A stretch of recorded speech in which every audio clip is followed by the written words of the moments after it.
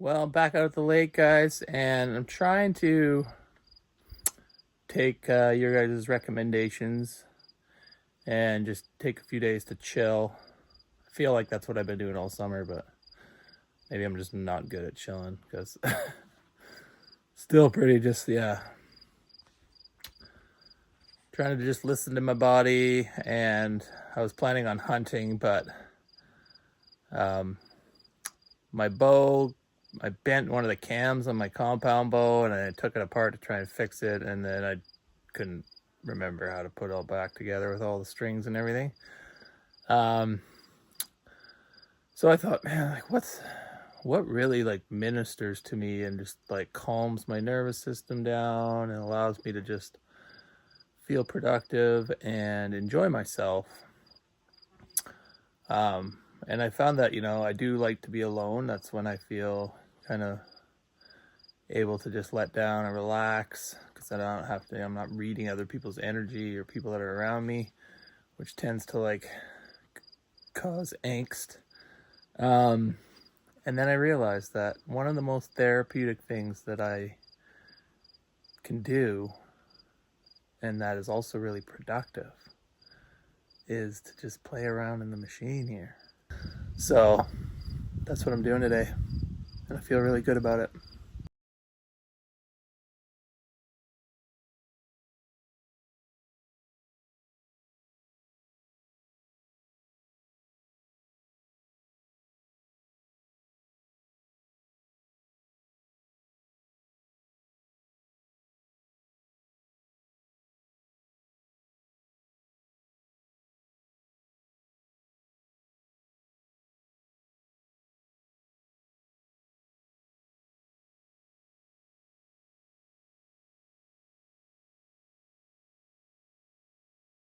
So, me being the noob that I am, I don't know if you can notice it, but there's some pretty massive dents in the door here. I rubbed it up against a rock. I think I was trying to go down the hill and I had a log kind of beside me and I was trying to avoid the trees. You can't feel anything in these things, right? Like when the machine's running, it's loud, and like the hydraulic power just pushes through. So it's not like you hear like a crump, like you don't feel it because it's just such a powerful machine.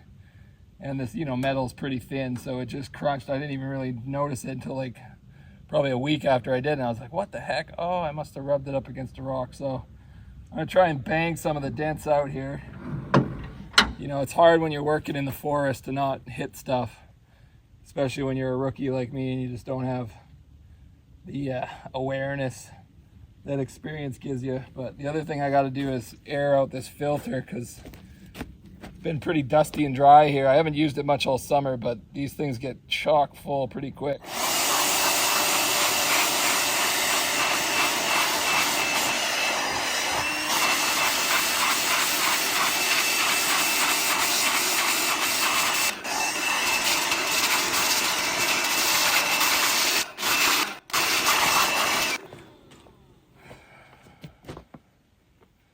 Oh, that's a lot better.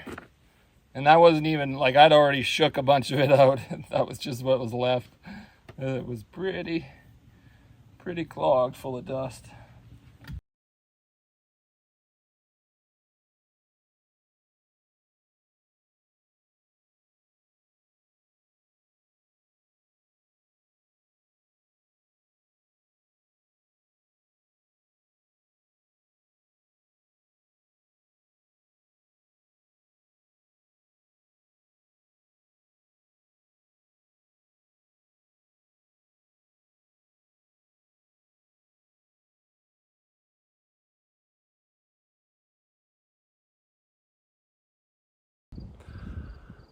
Recuperating here from the overwhelm, and these last few days working on the machine has really helped with that.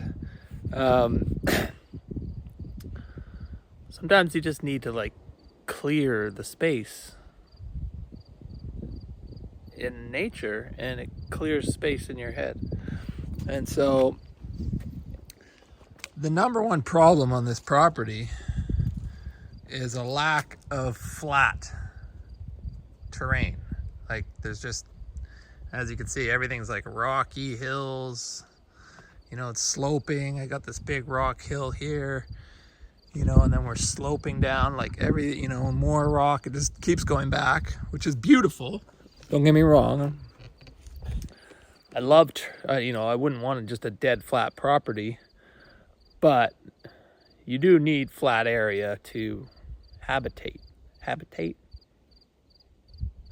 to be able to inhabit the area, you know, and be comfortable. You know, you have to be able to walk the terrain a little bit. And as much as I don't mind the rugged terrain, you know, children, people that aren't as ruggedly built as I am, I want them to be able to use the property as well. So I've been clearing this space here. I'm hoping to set my sawmill up here and do some milling this winter. And this is kind of the flattest area that I've got. It still even has a bit of a slope towards the water, not, you know, maybe 2 or 3 feet from here to the very end. So it's very gentle. So enough that I could easily set up my sawmill comfortably. And so what I've done today is I've cleared this whole area here, because there was a bit of a, you know, shelf, I guess you could say. It had a bunch of stumps and stuff that you saw me taking out. But look at all that space that's added, you know, from right, it was basically just bush right here, and I've just added all this space, which actually might be a great spot to set up my work tent, kind of temporarily. It's a, you know, flat area, it's out of the way. But I think tomorrow there's a big stump right here, big rotten old stump, you know, as well as the big leaner that I took down. But I think what I can do, because this is a rock outcropping that I'm kind of standing on here, I think the rock kind of rolls down here. There's a bunch of dirt, obviously, for those trees. But I want to try and move this area a little further along here and kind of create like a terraced effect. So I've got this big hill behind me, and then the road comes through here. So this is a little bit of a terrace. And then the rock outcropping drops down again. And then I want to have a flat area there, because that's really the only way you can inhabit sloping terrain, is to create terraces, right? You look at like what the Inca and the Maya did all the way up the sides of mountains. They created all these terraces, you know, to be able to grow crops and that sort of stuff. So that's kind of the plan here, as opposed to trying to just live on a hillside. I want to terrace it a little bit, just following the natural rock outcroppings and essentially just moving the dirt around. And then once I have it terraced, then I can begin to bring in more native plants and, you know, let the ecosystem kind of fill in where I've cleared, because there's just tons of seeds, right, guys? Like, I know you guys are worried that I'm disrupting the ecosystem and, you know, removing a lot of this rotting wood, which contributes to the soil. But clearing the space and allowing the sunlight to hit the forest floor is just going to allow all the seeds that have been hibernating in the dirt to start to germinate again, right? And I've got all these ferns that are filling in, you know, where I've excavated, right? All this is just grown this spring. Just every spring these ferns spring up like 4 or 5 feet tall and just dense. The whole forest floor is just packed with these ferns. And then they all die in the fall here. They're going to start dying and turning brown, and then they rot and turn into soil and just start rebuilding everything here, right? That the forest fire burned all the topsoil away. But already, like, this forest has recovered quite well in the last 5 years. Like, you know, this was all scorched in 2015. Burnt to a crisp. You know, a lot of the canopy survived, a lot didn't. You see a lot of standing dead.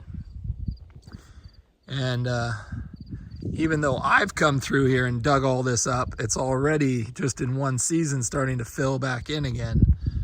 So, you know, Mother Nature recovers quite quickly, even when, you know, humans come in and disrupt a lot of stuff. So, but that being said, I do want to plant a lot of trees, because I've taken a lot of trees down. So I will be replanting, but I have to kind of do the landscape work, move the earth, do all that first, right? And then slowly start to replant, bring in some soils, Mosses, ferns, all that sort of stuff, just natural native species. I don't want to make any fancy gardens or anything, right? I want it to just look natural, right? And I also don't want to introduce, invasive species that aren't native to this area. So I'm not doing any lawns or grass or anything like that, unless there's like tall grasses that are native to this area that I could plant some wildflowers and sort of stuff like that. So I think the most I'm going to be doing is replanting some trees and then just trying to find like a native wildflower seed mix that I can just sprinkle here and there and just allow it to, create a natural ground cover, which also, facilitates the insects and, small mammals and all that sort of stuff, and protects the soil, right, to have a cover crop. So that's the plan, but I've got a bunch of work to do on this machine just to kind of get things where I need them to be, for future building, campsites, and that sort of stuff. But I am leaving these little pockets like this, right? This little area here, this hill, this rock outcropping, this little pocket in here, right? I'm leaving all the wood and the rotting stuff there to kind of recreate topsoil, as well as up on here. I'll just get rid of these big logs and then just let that natural hillside just kind of regrow moss, and now that the sunlight's hitting it, right? Because this was all just covered. You couldn't even see it. Sunlight wasn't getting down to the forest floor at all. But now that I've exposed it by removing all these dead logs and the fire hazard, now all the moss and everything will start to come back, and ferns and everything will start growing in all the little nooks and crannies, and this place is gonna come alive again and be just quite an oasis. So I'm looking forward to it, but it's years in the making.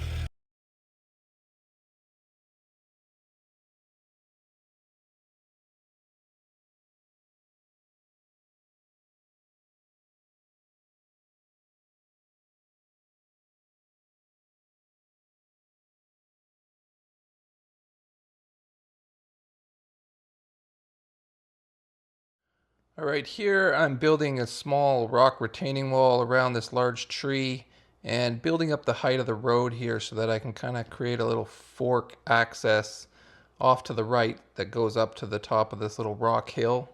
The bedrock is right there, so it's a little steep to try and ride up there with the excavator, so I'm just building up the road a couple of feet so that I can kind of make a smoother transition. No, you're good.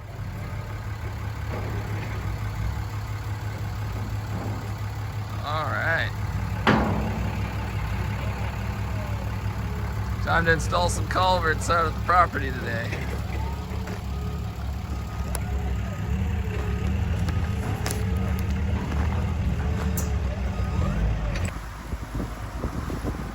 All right.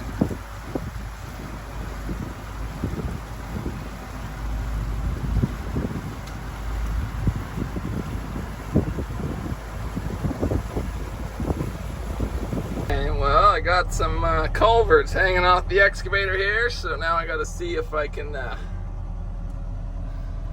drive them up the hill without dropping them or denting them. I already dropped them on the rocks once. Well, I was trying to get them off the boat, but they're pretty tough. So, a few little dents. They're going to get buried in the ground anyway, so just cosmetic.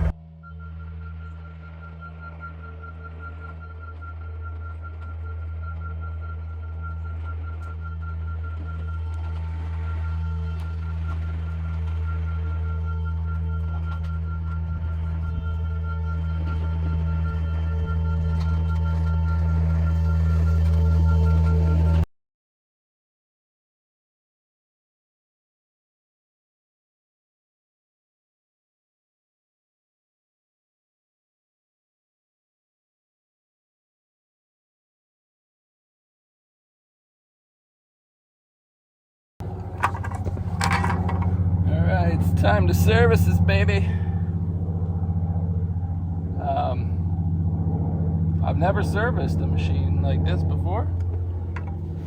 In fact, I think I've only ever done maybe 1 or 2 oil changes on my own vehicle when I was a young 20-year-old. Didn't want to pay for an oil change. But I think the service is pretty straightforward on this. We're just doing the oil. So I see a plug under here. I'm guessing that's the oil, so I just got this little 5-gallon pail here. I'm gonna pull the plug, drain the oil, and then undo the oil filter. So it's just a fuel filter, oil filter,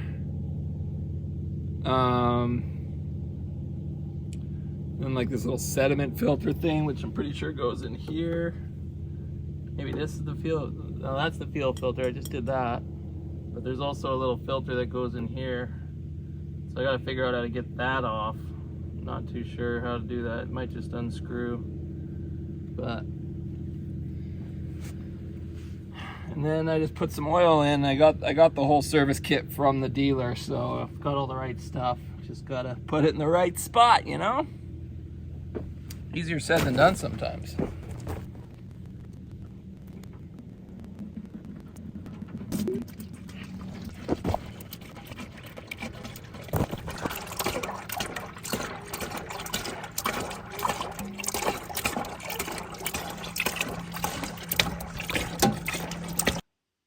They say necessity is the mother of invention, because it is, and I am an inventor. Because I was reefing on this oil filter to try and get it out, and I'm pretty sure somebody's done this before, but figured it out without an oil filter wrench. What I did was I took this ratchet strap, twice wrapped it around, hooked it on the little hook thing,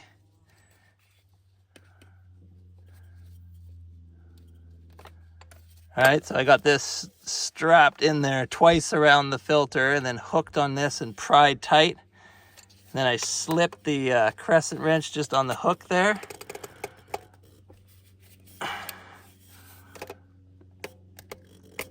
You can see it turning, baby. All right, so then you just kind of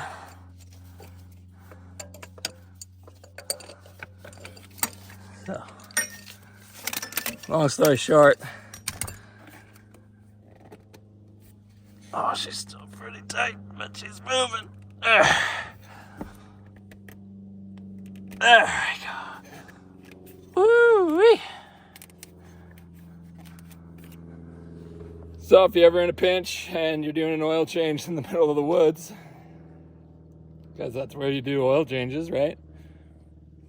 A ratchet strap and a crescent wrench will get the job done.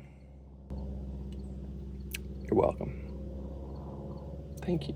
Thank you, Jesse, for not giving up on yourself, for not throwing in the towel, for effing the J. Just finish the job, right? Oh, I'm using the same trick on the this little sediment filter thingy. I could not get it to turn.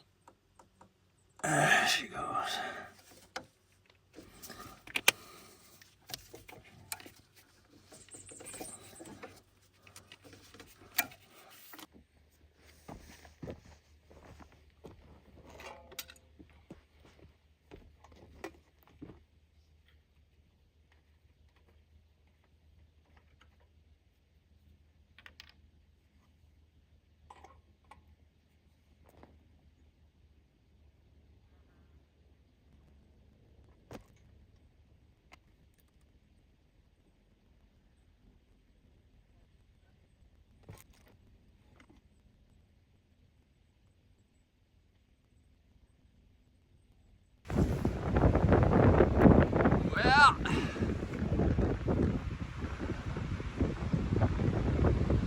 Fall is here.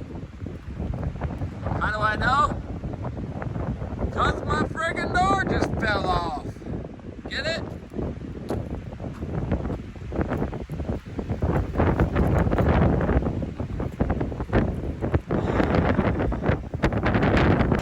Way too close than it should be. Way closer than I like to with all my kids. Stay. Don't look around the door. Trying to go fishing. That's a big ass bear. Hey, bear!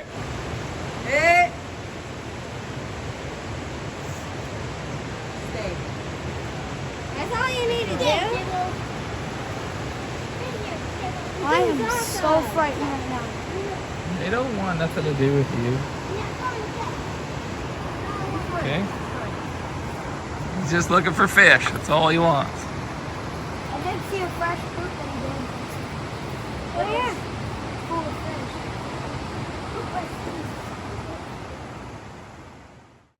Well, you know, these days it's really important to take care of your mental health, and so I've decided to have some therapy, and not traditional therapy. Well, this is actually traditional therapy. This is the original therapy. Is going and standing in a river with some of your best buds. Yeah, that just it's whatever ails you, that's gonna cure it. So let's go slay some salmon.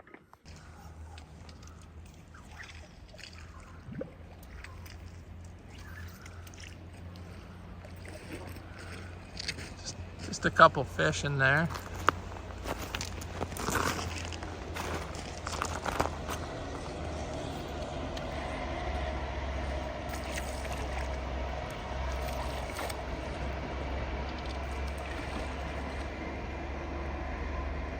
So see, I just do this, Andy, I just have it like this, and I wait for a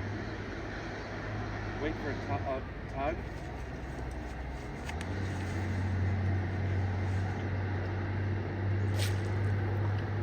There we go.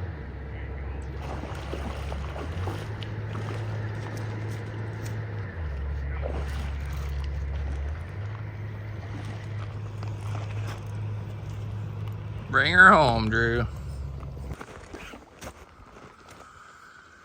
I gotta love bending her over in the morning, eh? Oh, it's fabulous.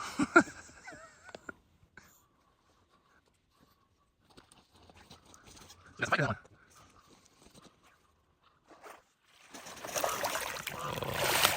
Yee-hoo.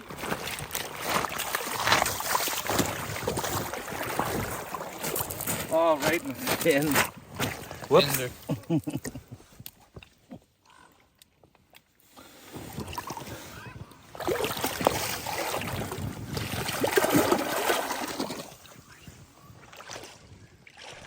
I saw a reel recently where a hospice worker was sharing all the regrets, the top regrets that she heard from people as they were nearing the end of life. And among those regrets was, people wished that they hadn't worked so hard, so much, and that they had kept in touch with with their old friends. People also regretted not living more authentically, according to their passions and their interests, and just doing what other people, told them they should, or what they felt other people expected of them. So I'm taking those words to heart and trying to not work as much and spend more time with doing the things that I love with people that I love, because that's really what's going to be with you at the end. Can't take any of this money or these possessions with you, so why do we work so hard piling all this stuff up just to leave it behind?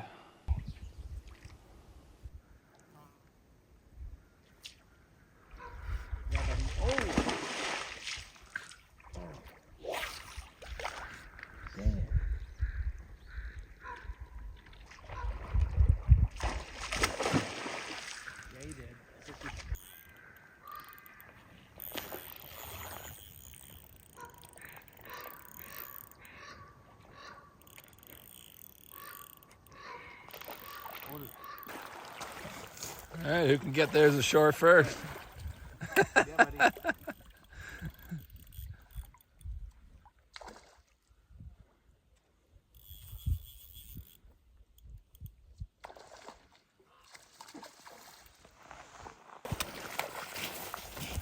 Fishy, fishy, fishy.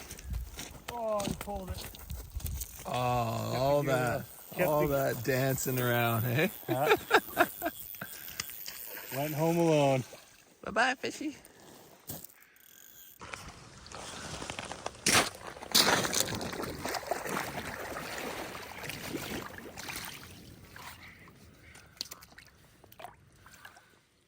Here's my fishies.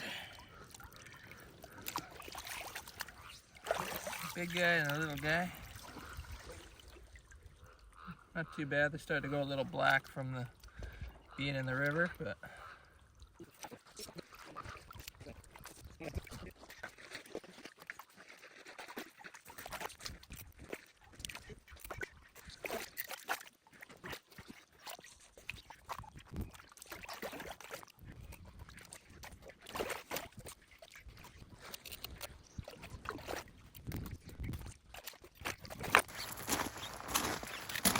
whoa, She's lively. feisty. Nice. That's a nice one, Yeah. considering how late we are. How's that little beauty? Whoa. Eggs and bacon for dinner. His last instinct, his last impulse. Offload the eggs. Survive. The next generation. Birds will be happy. Nice. Circle of life. That's got some good color on it, eh? Yeah, that's about as silver as I've been able to get this whole trip.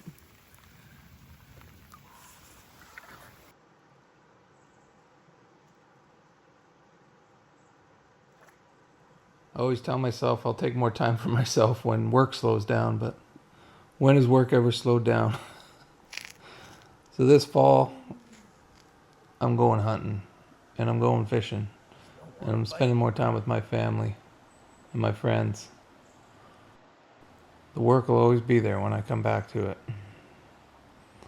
But my kids will only be kids once.